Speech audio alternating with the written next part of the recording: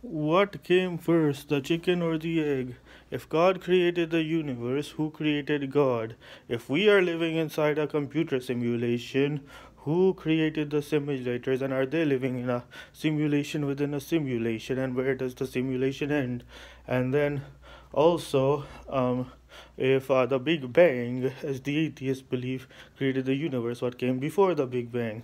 The answer to all these questions is the concept of parallel dimensions, or parallel universes, or parallel dimensions of time.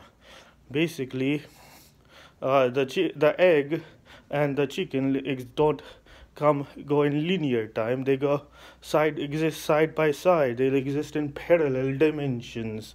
Their time goes in parallel dimensions. There's one that is potentiality, and there's one that's actuality.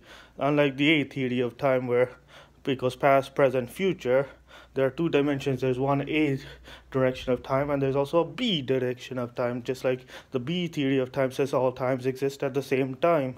Past, present, and future exist at the same time. But the A theory says they go in a sequence. But apparently, my theory is that A and B theories of time exist in parallel dimensions. They both exist side by side. The chicken is the actual egg. Chicken itself is the actual entity that is active, and the egg is the potential. The egg does nothing, it just sits there. But the chicken, it can do this. It could eat the seeds, it could run around and be eaten by men, and it could be slaughtered, and it can breathe and do all the things that chickens do, and lays other eggs and whatever, but the egg, it just sits there, it does nothing. The egg is the potentiality, while the chicken is the actuality. So the thing is, the potential and the actual, they exist side by side in parallel dimensions.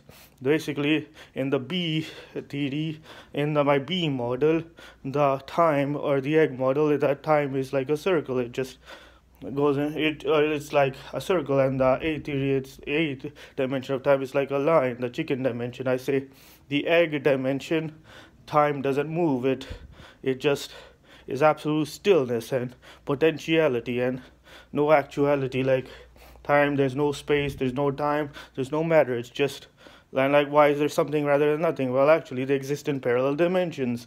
Something exists in one dimension, and dimension A, and nothing exists in dimension B.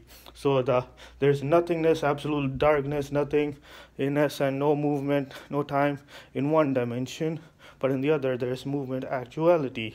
So it's at parallel dimensions, and maybe there are other actualities and multiple A dimensions emanating from a B dimension. Makes sense.